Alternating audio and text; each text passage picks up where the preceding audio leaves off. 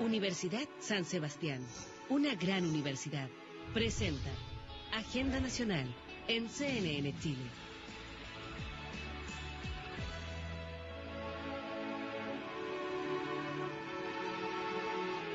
Comienza Agenda Nacional, bienvenidos acá en CNN Chile. La vivimos todos, la hemos experimentado, a lo mejor también hemos sido protagonistas de ella. La vemos en los medios de comunicación, en los colegios, al interior de muchas familias, al interior del hogar. Nos referimos a la violencia. Vamos a entrar en el análisis para tratar de entender el por qué se produce, por qué se ha incrementado. En Chile hay 750.000 armas inscritas. Prácticamente un tercio se encuentra en la región metropolitana. ¿Por qué? ¿Para qué la gente tiene las armas? Más allá del tema delincuencial, la violencia que se vive día a día. De inmediato comenzamos a saludar a nuestro panel. Por el lado de allá, Valeria Monroy, que es psicóloga, especialista de la Policía de Investigaciones de Chile. Obvio que de la Policía de Investigaciones de Chile. ¿Cómo está? Bienvenida. Buenos días. Por el lado de allá, coronel en retiro de Carabineros, especialista en seguridad. Un Nobel muchacho en la televisión, don Pedro Valdivia. Gracias, Pablo, por la invitación. Por acá fue subsecretario del Interior, diputado de la Democracia Cristiana. Aquí está don Jorge Burgos. Pablo, buenos días, gracias por la invitación. Y por supuesto saludamos a don Claudio Orellana, decano de la Facultad de Psicología de la Universidad de San Sebastián, para entrar en esta materia de inmediato. Pablo, mucho gusto. La pregunta es, a ver, sabemos que es inherente al ser humano una conducta agresiva, pero a lo que ha pasado el tiempo, uno se hace preguntas más básicas. ¿Estamos más violentos o somos violentos? ¿Qué es lo que se vive en el día a día? ¿Quieres partir, Claudio? Sí, claro. Pablo, yo creo que, tal como tú dices, tenemos que distinguir que el uso de la fuerza, ya sea física o psicológica, es inherente a la naturaleza humana. Es una respuesta que efectivamente tenemos incorporada y parte del bagaje de posibilidades de acción que tenemos. El problema surge cuando ese uso de fuerzas física o psicológica, ¿no es cierto?, no se ajusta al contexto en el cual se encuentra. Entonces, en general decimos que hay 4 variables que aquí son importantes ver. Primero, ¿qué lo motiva? ¿Qué motiva la acción de uso de fuerza, ¿no es cierto? Por ejemplo, en el caso de este asesino, ¿no es cierto?, en el estreno de la película Batman en Estados Unidos, y uno dice, bueno, ¿qué lo llevó? No hay una variable, no hay un elemento externo que uno diga, ¿no es cierto?, hay una variable que lleva a que esta persona reaccione como lo hizo frente a las personas. Un segundo elemento, ¿no es cierto?, es hacia dónde se orienta ese uso de la fuerza, ¿ya? Nosotros tenemos la expresión esto de andar pateando a la perra. Eso significa que la violencia o la agresión está dirigida hacia un objeto distinto del cual se percibe, ¿no es cierto?, dificulta el acceso a la meta o el objetivo. El contexto en el cual se da, según tercera variable, ¿ya? Y lo más importante también es la proporcionalidad de esa fuerza respecto de la acción, ¿no es cierto?, que lo motivó. Entonces, yo creo que distinguiendo que el uso de la fuerza es natural, es parte de nuestro repertorio de conducta, tenemos que evaluar hoy día, ¿no es cierto?, si eso está siendo coherente con el entorno y el contexto en el cual estamos. Jorge, a lo largo del tiempo, tú fuiste subsecretario del Interior. El legislador ha tenido que ir cambiando por el cambio del tipo de violencia, la legislación, o en el caso cuando fuiste autoridad, ir cambiando los procedimientos, las medidas que hay que tomar frente a la violencia. Me refiero, por ejemplo, cosas que uno no se explica. Gana la selección chilena y de todas maneras hay violencia. Pierde la selección chilena y hay violencia. En los estadios, ¿para qué decir que eso tú también lo conoces? Entonces, la pregunta es, ¿este país se ha ido poniendo más violento? Eso es evidente. ¿A qué lo atribuyes tú? A ver, yo aquí voy a tratar de hablar desde el sentido común, porque a contrario de todos los otros contentorios, yo no tengo técnica sobre esto, ¿no? Y del sentido común uno tiene que tratar de hablar, no siempre lo consigue. Pero tiene experiencia. Sí, pero yo a lo que decía Claudio, voy a contestar tu pregunta. Yo creo que es absolutamente cierto que la posibilidad de agresividad y violencia es inherente a la construcción de un ser humano, pero también lo es la bondad, la solidaridad. O sea, no solo la faz negativa, sino también hay muchas fases positivas que se ven todos los días, individualmente y colectivamente. Entonces, yo creo que el desafío es cómo como sociedad creamos condiciones para que lo más común sea la faz positiva de la construcción psicológica de un ser humano y no la negativa. Y yo creo que ese es el gran desafío, y en eso tiene que ver no solo la ciencia psicológica o sociológica, sino que también tiene que ver la construcción de una sociedad más acogedora.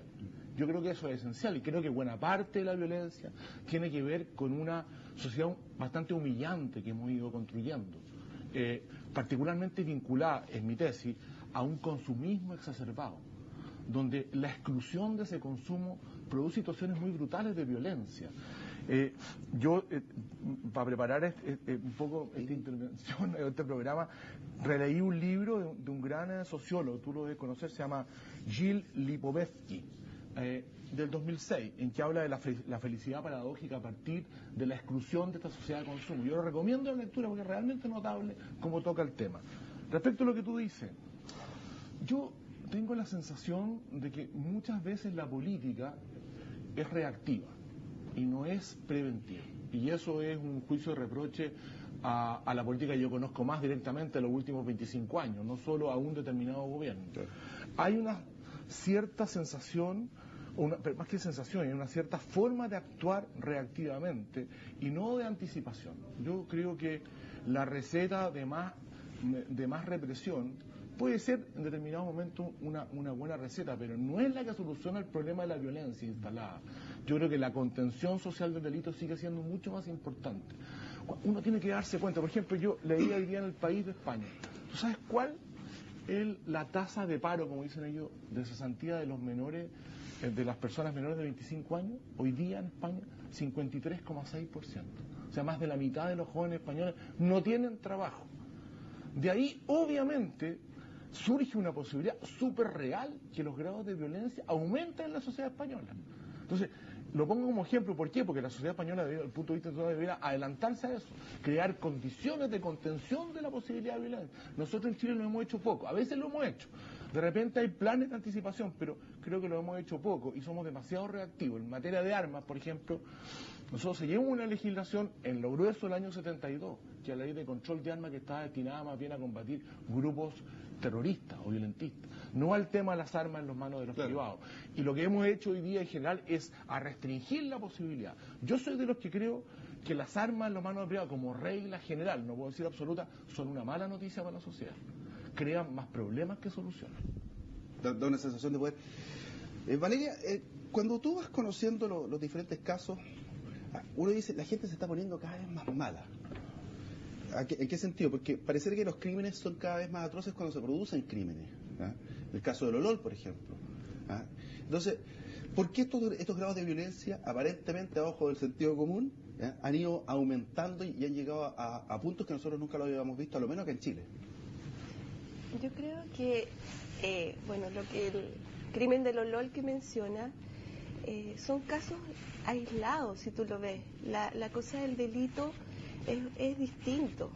En muchos de estos casos que son más espectaculares están los medios de comunicación, que antes las personas no tenían acceso a lo mejor a ver ese tipo de situaciones y a sentirse un poco partícipe de lo que estaba sucediendo. Pero en el caso del Olol o estos crímenes que habían mostrado, por ejemplo, que había pasado en Colorado o en distintas situaciones, sin haber hecho un peritaje, porque lo ideal es evaluar a la persona, pero aquí se ve que la persona tiene también un trastorno mental, en que pierde el juicio de la realidad y actúa de esa manera. Y eso es distinto al delito común. El delito, eso son situaciones aisladas. Entonces, que ahora se le dé mayor realce a eso no habla necesariamente de que los delitos estén siendo así. ¿Y cómo lo enfrentas tú, por ejemplo, al de la violencia cotidiana, el de la violencia diaria? Tal vez no tan espectacular, a aquel que parte de su conducta al interior de su casa, por ejemplo, es sumamente normal golpear a la mujer. O el que cree que ir al estadio significa hacer actos de violencia. Claro, no ni al partido. ¿Cómo? Claro.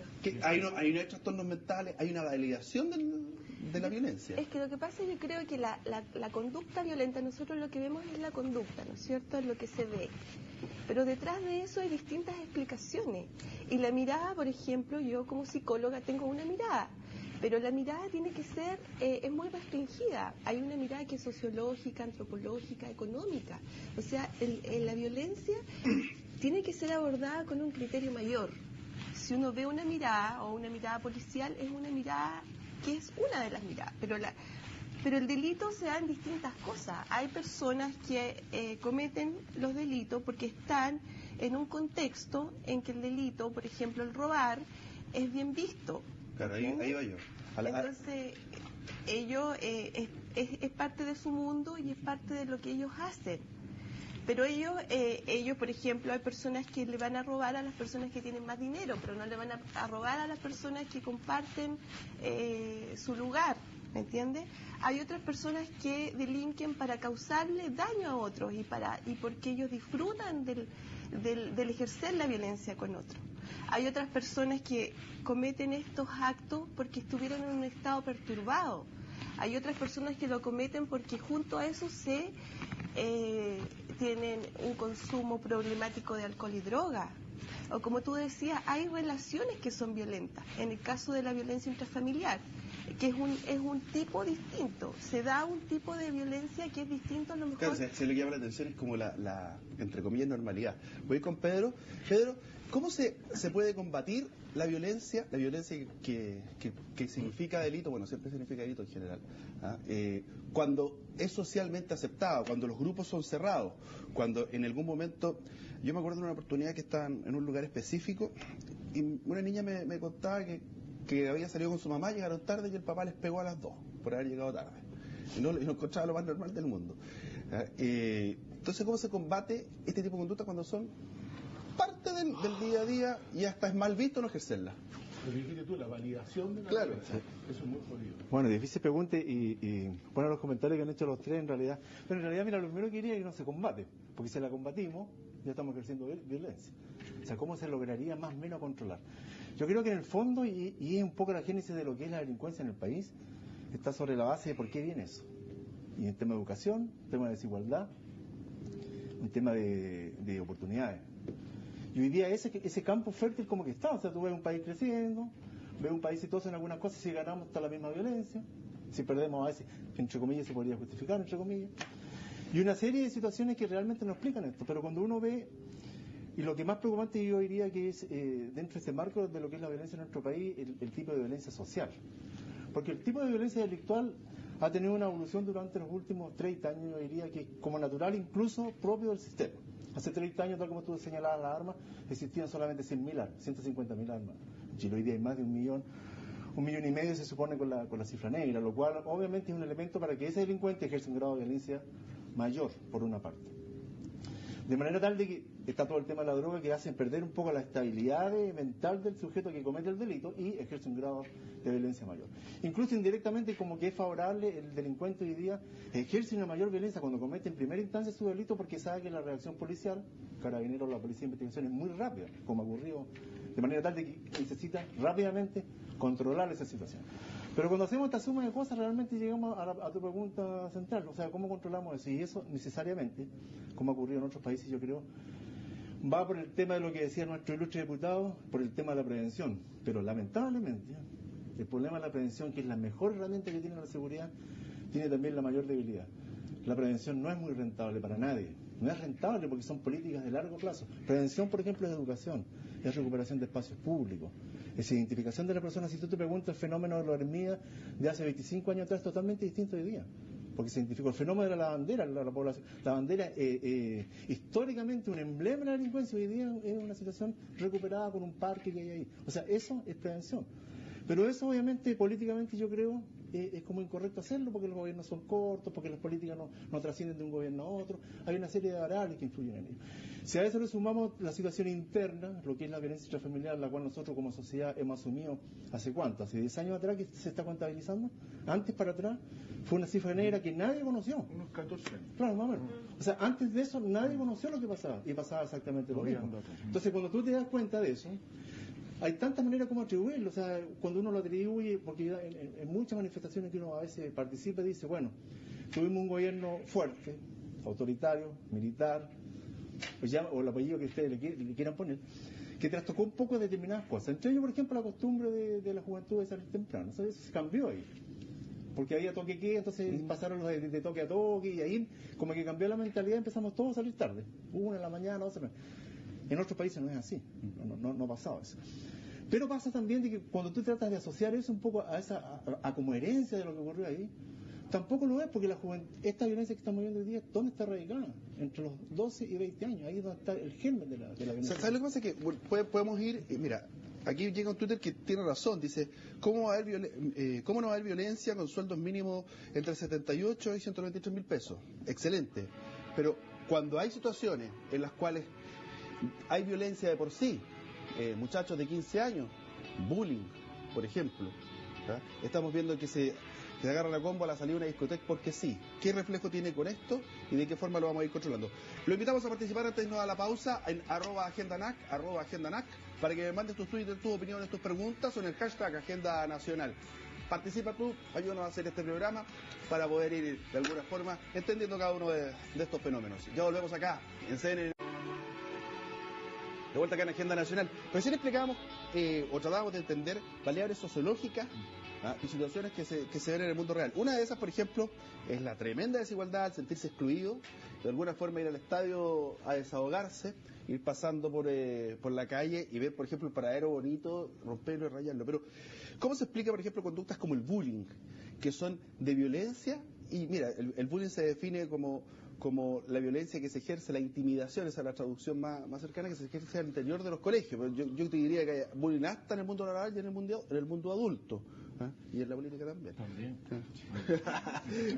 Pero, ¿quién me explica por qué ese tipo de violencia es la que está en el día a día de gente que no está excluida, porque podríamos ir a un colegio de lo más pituco que hay, donde no hay problemas sociales de las características de la desigualdad, de sentirse excluido? La cota 1000, como decía mi amigo Felipe Río. Claro, de la cota 1000. Y ahí también se ejerce bullying, en cualquier lado, transversal. Oye, una cosita cortita.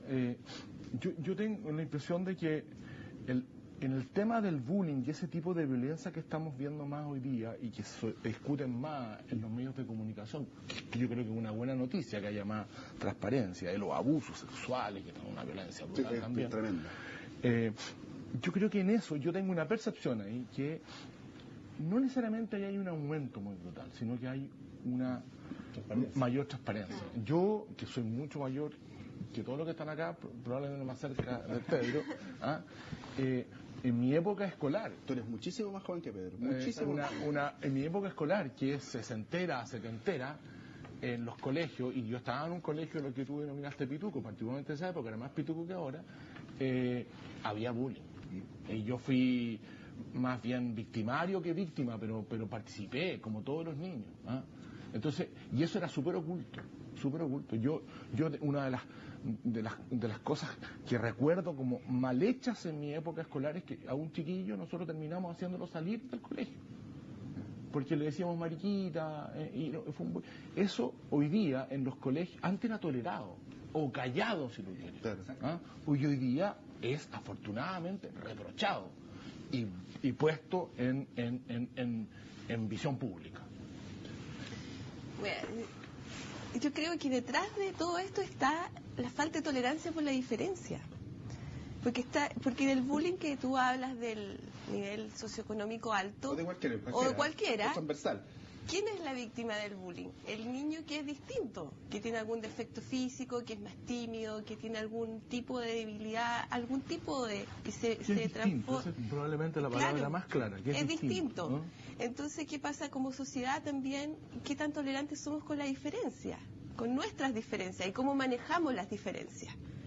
Porque la violencia es cuando no se puede poner en palabras y se actúa algo que uno quiere, ¿me entiendes? O sea, hemos perdido la capacidad de diálogo, de manifestar nuestras necesidades, de tolerar la diferencia, de hablar de las diferencias. Entonces aparece este otro tipo de conducta.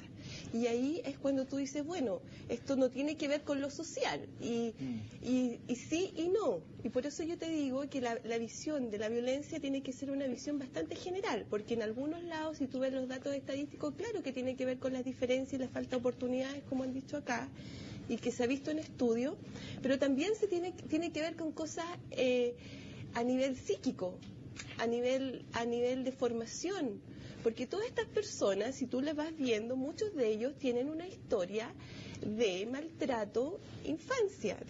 Hay una sensación de que el que ejerce violencia se quiere sentir poderoso. Bueno, yo creo que ¿Se actúa desde la inseguridad? Precisamente, yo diría, más que de la inseguridad, de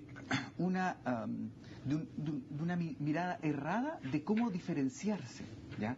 Y yo creo que, tal como se mencionaba, ¿no es cierto?, esto de no tolerar la diferencia, yo creo que más que mirar los aspectos de diferencia, tenemos que enfocarlo en la diversidad, ¿ya? Porque cuando hablamos de diferencia, ya estamos estableciendo distinciones. En la diversidad existe una multiplicidad de miradas distintas. Entonces, cuando tenemos una sociedad que en definitiva nos incentiva el individualismo, yo creo que toda la vida tiene luz y sombra. O sea, el creer, ¿no es cierto?, y el estimular el emprendimiento individual, el que cada uno se haga responsable, ¿no es cierto?, y asuma el destino y su desarrollo, es muy bueno. Sin embargo, tiene una sombra, que es que nos olvidamos que vivimos en un colectivo y que el otro, lejos de ser una barrera para el logro de mis metas, se puede transformar en un apoyo para el logro de mis metas. Entonces, una mirada muy individualista, ¿ya?, donde no percibimos a nuestro vecino como un apoyo, sino que lo percibimos simplemente como... Pero ¿sabes lo que pasa? Que eso se ve como un deber ser,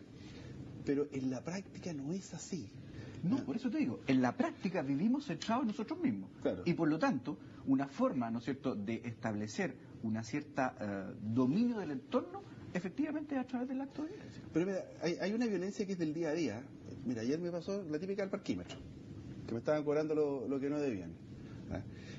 Tú de repente vas a un lugar y, no sé, pues hasta en un restaurante la carne viene mala y te enfrentas a una situación de enfrentación en que te enfrentas a veces ante encontrarte con un muro, no sé, porque no te quiere cambiar el plato. Entonces, mi pregunta va por otra parte, ¿y las policías, la autoridad, no se siente violentada? ¿Por qué? Mira, porque por ejemplo, a ver, ¿para qué digo con cosas el cara? ¿Qué hiciste en el parquímetro? ¿No terminaste el cuento? Le exigí que me devolviera el dinero que no correspondía. ¿Para qué digamos con cosas? ¿Y te sentiste que te habías violentado? Yo me sentí violentado y ¿Y que tú también cambiaste tu...? Sí, por supuesto. O sea, andaba con mi huevo, así que más allá no fue la cosa. Pero el automóvil es una gran prueba para ver cómo están los grados de violencia propios. Es impresionante. Por eso el automóvil es una extensión del yo. El tema de las armas, a la cual obviamente no soy absolutamente contrario. Y también por ahí el mismo fenómeno. ¿Qué pasa si hoy día tú te enojas en la calle y tocas la bocina? Imagínate si estuviese autorizado el porte en Chile, ¿qué pasaría? Bueno, pero a lo que tú haces un poco en relación con la policía, y finalmente volvemos a lo que hemos comentado, un poco el tema. Hay temas que se abordan, el tema de la diferencia, la diversidad está abordada, sale una nueva ley que más o menos acomodan, pero finalmente aquí hay un problema que es mucho más grave que el problema valórico, el problema de la formación valórica.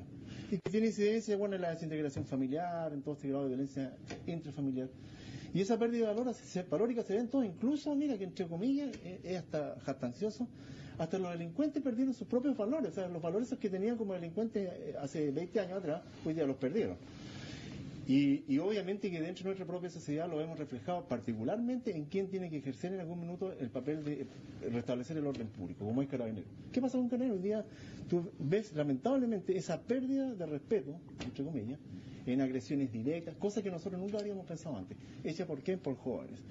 Si tú ves que un joven que está participando de una manifestación absolutamente legítima por reivindicar derechos, todo lo que tú quieras, que es legítimo hacer, y está atentando contra lo que es el símbolo de la autoridad, del elemento, de la herramienta que tiene la justicia para establecer el Estado de Derecho propio de una democracia. O sea, si tú pierdes esa falta de respeto, ¿qué queda para el resto? O sea, ¿qué va a pasar con sus compañeros en el colegio? ¿Qué va a pasar en su propia casa? De manera tal de que volvemos al punto central, o sea, ¿cómo erradicamos esto en términos de seguridad o de actos delictuales? No lo vamos a solucionar ni con más carabineros, ni retenes móviles, ni mandando carabineros para la Araucanía, ni nada de eso. Este es un tema profundo que requiere otras instancias para poder ser solucionado. Mira, ¿puedo hacer un punto? Sí, por favor. Ahí, Claudio? Mira, es que yo creo que Pedro ha dicho una cosa que apunta, del punto de vista de las políticas públicas, a una cuestión que es cierta y central. Es que nosotros debemos entender que el ponerle atajo a la delincuencia y a la violencia, atajo, no terminar, porque eso es imposible, tiene que ver esencialmente con políticas preventivas de anticipación, que van desde las grandes políticas que pueden ser ¿no es cierto?, las educacionales, las laborales, pero también con políticas más concretas de prevención temprana, como por ejemplo áreas verdes, organización comunal. Y en eso no es solo culpa de los políticos, sino que nosotros tenemos una sociedad que se retroalimenta para pedir más represión.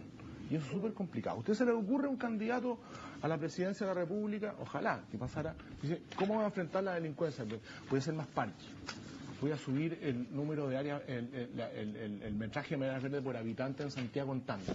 No, señor, le estoy preguntando por la delincuencia. Claro. Y el de lado dice, no, yo le voy a poner trancar la puerta giratoria. Se acabó el recreo de los delincuentes. Son frases que se han dicho, y que lo estoy repitiendo. ¿Ah? Entonces, yo creo que aquí hay una cuestión que tenemos que entender, que desde la política no se puede hacer demagogia respecto a la delincuencia, pero la sociedad también tiene que entender que es imposible creer que la delincuencia se derrota solo con retención. Este país tiene que entenderlo definitivamente. Acabamos, yo no quiero hacer política barata. Es lo que decía Claudio, es que es poco rentable. Pero ¿por qué le ha ido mal al gobierno en materia de delincuencia? A este gobierno. Las cifras no son tanto más malas. No son, pues decía aquí se produjo una profundización, no es cierto. Pero ¿por qué le ha ido mal en la imagen pública? Porque cuando no fue gobierno y fue candidatura dijo yo voy a terminar con esto. Se acabó el recreo. Tranca la puerta giratoria. Y eso es pura demagogia. Puede hacer que no se vuelva a repetir en las próximas campañas presidenciales, que no queda nada, una discusión de ese tipo, porque le hace mal al país. Primera cosa, el femicidio ha sido una muestra extrema de lo que es la violencia intrafamiliar. ¿Ha habido aumento que lo atribuye? Si es que ha habido aumento. O le pusimos nombre y ahora con la cobertura mediática lo vemos mal. Claro, es como hay nombre. Claro, porque mira, antiguamente es como las enfermedades. Decían, ¿de qué se murió el caballero? De un síncope. Hoy día ya tiene nombre, apellido, que fue. Entonces a lo mejor le pusimos nombre, apellido y le agregamos se especificó un delito. Claro. Se especificó un tipo de homicidio. Exacto. Que pasó a ser femicidio en determinadas circunstancias. No es que haya sido impune antes, como una vez escuché un programa de radio, pero menos mal que ahora se sanciona. Dijo. No, era homicidio antes más. Entonces la pregunta, ¿ha aumentado el femicidio y por qué se llega hasta ese punto? Bueno, cuando se llega a todos estos puntos es porque fallaron las cosas anteriores. O sea, ya el hecho de cometer cualquier tipo de delito, o sea, este femicidio, todos los que hemos hablado, es porque la sociedad, digamos, no ha puesto los frenos antes, ¿me entiendes? O sea, este tipo de conducta, idealmente, una persona debería ser capaz de poder resolver sus problemas laborales, en el tráfico, en su familia, en su casa, discutir de una forma con su señora y llegar a resolver los problemas. Eso es lo que se esperaría. Pero si esa persona no llega y no puede resolver ese tipo de situaciones, es porque falló muchas cosas antes. Entonces, cuando ustedes hablan de prevención, claro, es la prevención que nosotros vemos, pero hay una prevención que tiene que ver con la educación, que tenemos que tener mayor educación en cuanto a la violencia, a reconocer cuando hay violencia. Antes, las personas que están en conductas de femicidio... ¿Cómo se hace esa prevención de la puerta de la casa hacia adentro? Porque sí, es esencial. Es que ese es el problema, porque tú estás diciendo, por ejemplo, todo lo que es la prevención te iría de políticas públicas. De políticas públicas. Que son muy necesarias. Claro, pero de repente, ¿cómo hago prevención al interior de la casa? ¿Cómo cambio una conducta que es parte... a lo mejor del repertorio normal de una casa, que es pegarle a la señora, o pegarle al marido? O los gritos. Los gritos. Mira, hay personas que viven en la conducta, por ejemplo, de violencia intrafamiliar, personas que son víctimas y que están en situaciones que son de extremo riesgo y ellas no se dan cuenta que están en riesgo. Porque perdieron, digamos, la noción del riesgo. Eso, claro. Entonces, se exponen en situaciones en que uno diría, pero ¿cómo esta señora puede estar con este hombre, digamos? Vamos a hacer una pausa, devuelvo contigo. Mira, Lucía Damert, amiga nuestra, dice, la violencia se ha convertido en la única forma de resolver los conflictos para muchos. La clave está en la educación para la colaboración y no para la competencia que nos hace violentos, nos dice USIN 21. ¿Qué dice Francisco Arnado? Dice, no lo están, si hubiese dinero para eso, se refiere a la Esa apunta a un tema que tú dijiste, el Francisco Arnado. Y otra claro, que venía con otro... Claro, apunta el problema de la violencia intramuro, intracasa. Claro. Cómo se reproduce en la sociedad. Y Brenda Mundaca Mo dice, obvio que la juventud aplica la violencia, la aplica, ya que la aprende de pequeño. Nosotros leíamos Disney y Lulú, ahora los videojuegos incitan a esta. ¿Será tan así que los medios de comunicación y que los juegos incitan a la violencia? Pausa, ya estamos de vuelta. De vuelta acá en Agenda Nacional. En comerciales, me acaban de enseñar un concepto, que es la autoagresión. Y según lo que me decía Claudio, uno la vive día a día, uno se autoagrede. ¿En qué circunstancias, Claudio? Porque eso también es la violencia contra un amigo. Decía, el suicidio es la autoagresión. No, parece que es más cotidiano que eso. Yo creo que, a propósito de lo que, como cerramos el bloque anterior hablando de la violencia intramuro, ¿no es cierto? Yo te decía, bueno, también hay que mirar la violencia intraindividuo.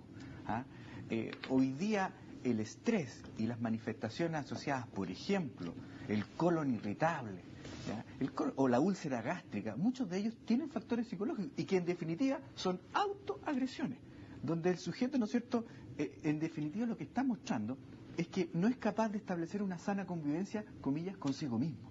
¿Te fijas? Entonces, hoy día no solamente tenemos una agresión que es común hacia afuera, sino que también tenemos una agresión hacia adentro. Las estimaciones de la Organización Mundial de la Salud proyectan que para el año 2020 la segunda causa de enfermedad en el mundo van a ser los trastornos afectivos, ansiosos, depresivos. Y eso muestra, obviamente, un nivel de alineación entre lo que es una sana convivencia individual. Y si yo no tengo una sana convivencia conmigo, va a ser muy difícil que establezca una sana convivencia con quienes me rodean. Y Pedro, te preguntaba adelante y no me contestaste, así que te lo reitero.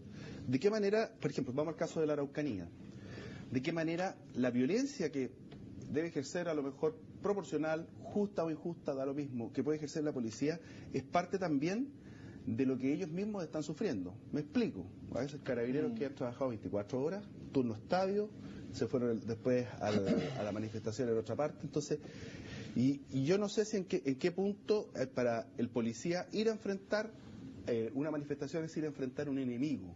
Entonces, están las medidas de prevención para no transformar a este ser humano en una persona violenta y que simplemente ejerza lo que se requiere para poder inhibir una situación. Sí, no, hay bastante cierto en eso, porque en el caso de Aysén incluso se vio bastante más reflejado que lo que pasa en la Araucanía, porque en el caso de Aysén, por último, tú tenías que estar ahí, no había ninguna posibilidad de salir para ninguna parte como carabinero, tenías que estar ahí necesariamente. Y eso obviamente, tal como tú lo señalas muy certeramente, detrás de cada carabinero hay una persona. La diferencia de esa persona con otras personas que no tiene horario, no sabe lo que va a hacer el día siguiente por el extremo exigencia que tiene su carrera y su institución. Y está sujeto normalmente a una de las cosas más desagradables que puede tener el vivir en sociedad, que es restablecer los órdenes quebrantados, ¿no es cierto? El otro tema, el carabinero de acción preventiva, que fue valorado en el pasado, hoy día no es tan valorado, la acción preventiva, todo lo que se deja de cometer como delito por el hecho de que hay un carabinero en la calle. Por eso que te insistí al comienzo que el carabinero no es rentable. Entonces, ¿qué pasa? En ese punto, ese carabinero tiene las mismas o más exigencias económicas. ¿Por qué? Porque ese carabinero y su familia tienen que tener un comportamiento ético distinto al que tiene el resto de la sociedad. O sea, la exigencia natural que hace la institución con ese carabinero no solamente es con él, es con el resto de su familia. O sea, tú no podrías ver un carabinero casado con una persona que tiene antecedentes penales, por ejemplo, cosa que sí tú lo podrías hacer, o yo lo podría hacer ahora en la vida civil. O sea, hay tantas contingencias que son propias del carabinero y necesidades propias, las mismas necesidades de salud, las mismas necesidades de educación fundamentalmente, las mismas necesidades de aspirar a una casa. O sea, son tantas las situaciones que tiene que poner una barrera para poder después tratar de controlar una situación que se transformó en violencia producto de esos mismos requerimientos.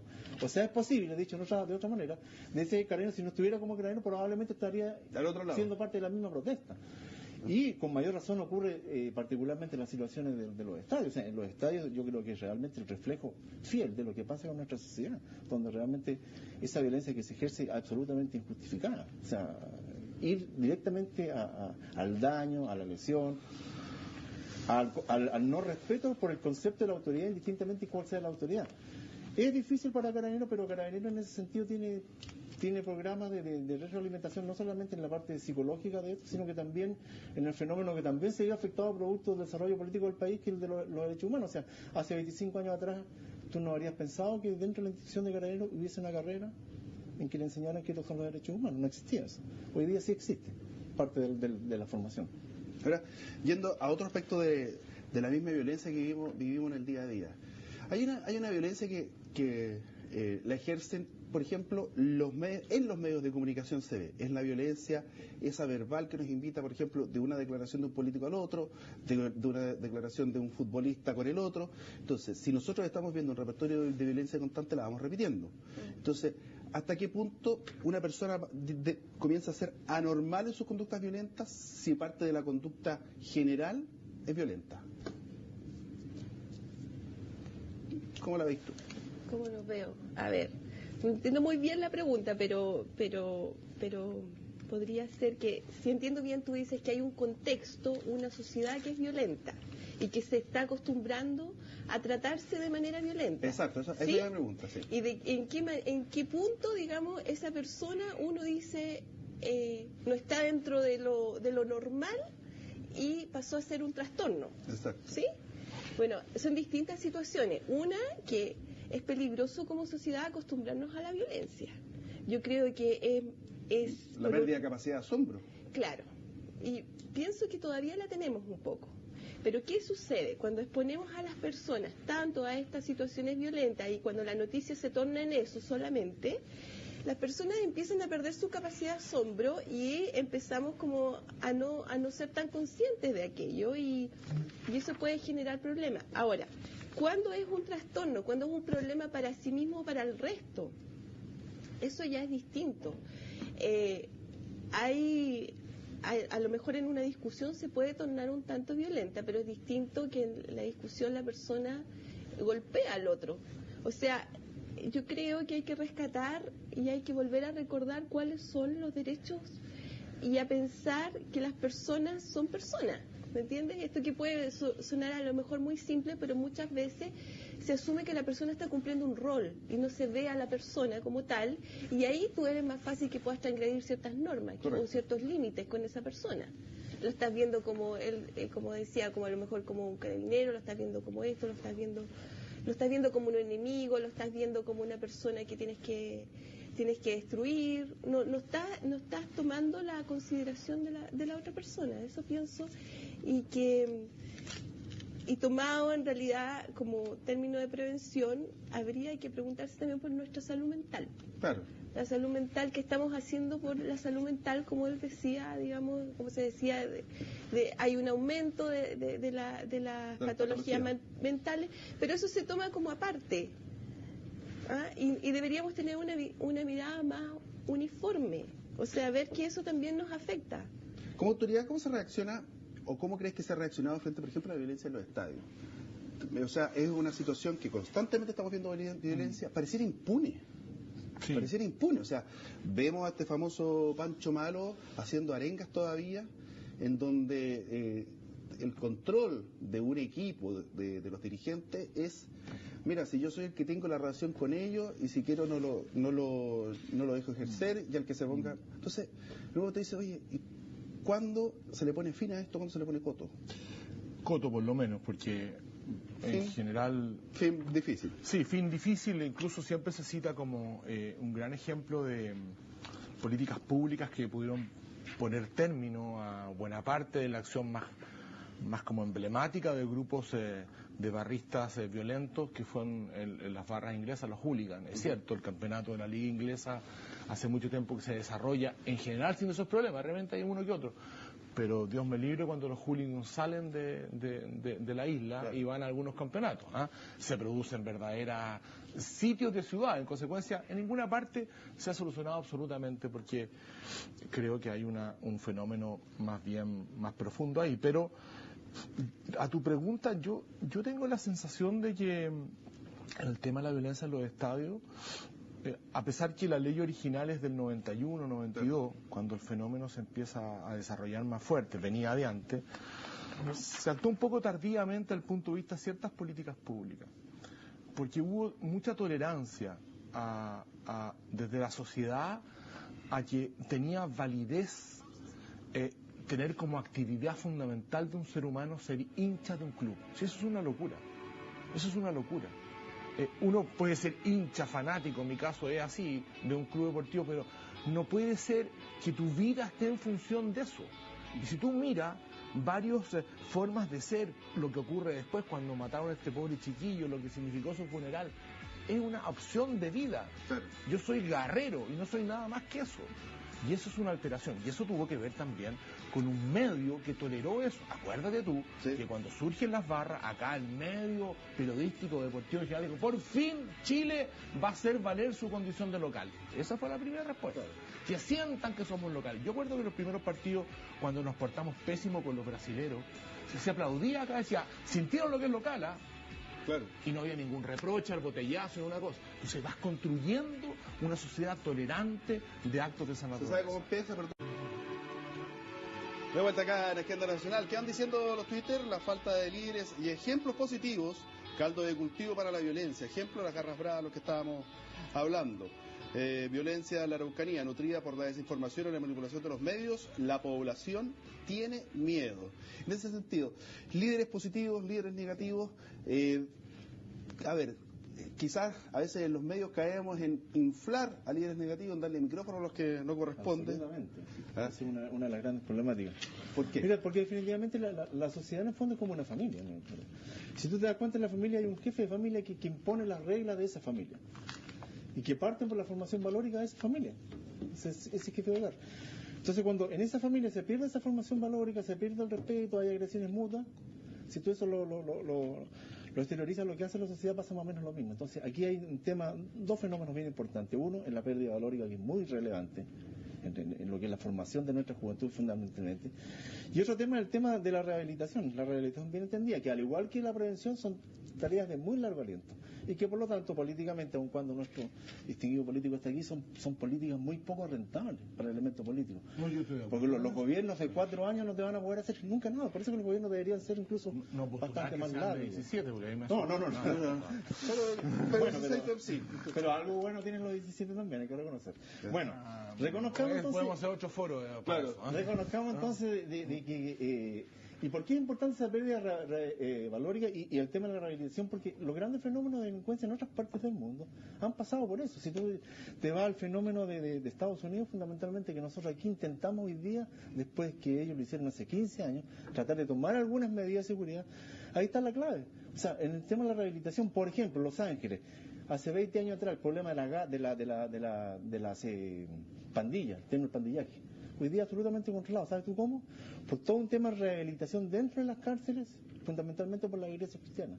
Pero esa rehabilitación no era solamente formación valórica al interior, sino que cuando tú sales, tienes una universidad que te está esperando, tienes una empresa que te está esperando, o tienes un trabajo estable. Oye, digo una cosa, en el plan tolerancia cero, uno dice, bueno, se puso tolerancia cero, se acabó la violencia porque se pusieron muy estrictos. ¿Qué más había aparte de las medidas a la vista que había implementado Rubén Giuliani? Bueno, el principio básico de que se cumple la pena y después conversamos, aquí al revés.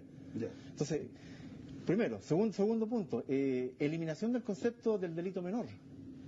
O sea, cuando tú aquí lo escuchas todos los días, no, delitos menores, nos arreglamos, nos conversamos, se compromete el delincuente a no pasar nunca más por el mall. Ese es nuestro problema, O sea, ese es el delito menor. El delito menor, por eso que se llama la ley de la ventana rota, broken window. Yeah. Porque si tú quebrabas un vidrio, era tan relevante como cometer una agresión contra una persona. O sea, cuando parten con ese principio básico de que es una falta importante orinar en el metro o hacer un grafiti en los alrededores de Nueva York, no era delito menor, sino que era una medida drástica. ¿Y eso es poner una tapa a la violencia que viene por debajo o es disminuir la violencia? Pero si eso se suma al tema de la rehabilitación, a hacerle entender a esa persona que se detuvo de que eso es malo, o que no es bueno, por decirlo de una manera más positiva, obviamente que esa sociedad en 20 años como ha pasado cambió radicalmente. Y hoy día, para redondear, tú ves que los fenómenos de delincuencia, en el fondo superados, pasan por qué. Canadá, transparencia. Tú no ves reja, o si ves reja, transparencia total, absoluta. En Chile es al revés. Y el concepto del delito menor que es básico. En ese sentido, hay de los modelos clásicos en psicología, para la modificación de conducta, para la efectividad de modificación de conducta, se plantea que por un lado debemos sancionar la conducta que queremos eliminar, que queremos disminuir en frecuencia, pero a su vez debemos reforzar o estimular aquella conducta que queremos se manifieste. Dame un ejemplo.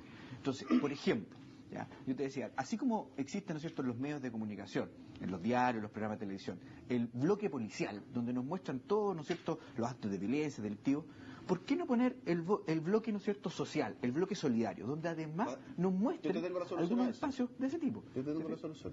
BCNN. Aquí no se hace bloque policial, aquí no se muestra violencia. Y eso es un buen ejemplo. Yo creo y aquí vas a encontrar, por ejemplo, el incentivo a la microempresa, al emprendimiento, a las buenas conductas. Mira, por cada acto de bullying, por cada niño que agrede a otro, yo creo que hay unos 10 o 15 chicos que están haciendo actos solidarios en trabajos de verano, trabajos de invierno, misiones, etcétera, etcétera. Pero eso no aparece. Creo que junto con sancionar los espacios, ¿no es cierto?, de violencia, tenemos que incentivar, estimular espacios donde nos podamos encontrar y conversar, donde se estimule, ¿no es cierto?, las acciones solidarias y no solamente se castiguen las acciones violentas. Eso es tan bueno para nosotros, para las leyes, porque hay leyes para todo, pedimos leyes para todo y leyes redundantes, muchas leyes que se parecen una a la otra. ¿Hay algún tipo de ley nueva? No, algo que se pudiese hacer desde el Parlamento en ese sentido? ¿Algo que se te ocurra? ¿O algo Yo creo que la función parlamentaria esencial es legislar bien. O sea, uno no puede tener la pretensión de que ciertas políticas públicas surjan absolutamente del Parlamento, pero hay que legislar bien, con inteligencia, con precisión, con capacidad de anticipación. Me parece que la nueva ley de deportes que va a salir tiene algo de eso, un poco tardía en algunos aspectos, pero tiene algo de eso, y creo que esa es la tarea fundamental de los legisladores en esta materia, y no unirse al coro del populismo y al coro del facilismo. Eso creo que es pésimo. ¿Sabes por qué? Porque como creo que estamos terminando, ¿sí? Yo no quisiera dar la sensación, yo creo que nosotros tenemos una sociedad la sociedad chilena con grandes características como para estar orgullosos. Creo que somos una sociedad que tiene elementos de solidaridad. Somos menos violentas que otras sociedades. Si por alguna razón a Chile vienen mucho más extranjeros, ¿por qué lo eligen? Porque son ciudades menos violentas. Las tasas de homicidios son más bajas que en otras partes. En consecuencia, no veamos todo negro. Sí tenemos problemas, a mi juicio. Yo creo que tenemos problemas en que hemos tenido una tendencia hace mucho tiempo a construir una sociedad mucho más individualista, mucho más fundada en el consumo, en donde la felicidad tiene que ver con las zapatillas que yo me puedo comprar, y eso no es cierto. Y en otros casos la felicidad tiene que ver con si puedo mejorar el auto que ya me compré. Eso no es cierto. Yo creo que la felicidad tiene que ver con tener más tiempo para conversar al interior de las casas con tu familia, con el tipo de familia que sea, con destinar menos tiempo a la televisión, tal vez a CNN, no, pero menos tiempo a la televisión, a entender que la vida se juega en un intento de mostrarte la vida de otros en un reality. Esa sociedad que estamos construyendo no es buena, y creo que la podemos mejorar sobre la base de nuestra propia aproximación al tema, no solo las políticas públicas. Entonces nos acabó el tiempo, fue más interesante. Valeria, muchas gracias por habernos acompañado. Usted, diputado, muchas gracias por habernos acompañado. Don Pedro Valdivia. Gracias, Pablo, por la invitación. Yo he llamado a la clase dirigente, la clase política, que ahí está, o sea, tal como dices tú, la formación de líderes negativos podría transformarla en líderes positivos. Muchas gracias. Pedro Valdivia, de Kenia. ¿Cómo estamos, don Claudio? Muchas gracias. Muy bien, encantado, Pablo. Muchas gracias a usted por habernos acompañado en esta jornada de Agenda Nacional. Quisimos poner un tema sobre la mesa que se vive en el día a día, con tiempo para conversar, para escuchar opiniones, y por eso lo quisimos traer a pantalla. Gracias por habernos acompañado. Recuerden que todos los sábados a las 11:30 de la mañana está Agenda Joven, donde los jóvenes... Todos los jóvenes tienen la palabra y son los protagonistas. Nos encontramos más ratito.